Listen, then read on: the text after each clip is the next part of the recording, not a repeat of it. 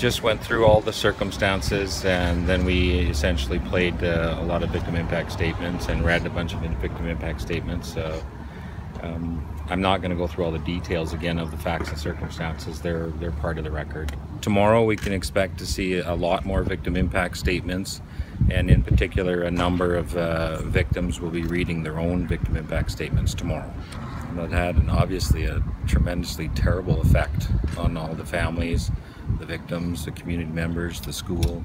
The list is endless, frankly. It was such a tragedy. It's obviously a reopening of wounds, I would think, today when information comes out and this is back in the media. But hopefully the people of Loche see it as one more step forward in the process. Very hard to ignore the horrific crimes that were committed here, because they were horrific.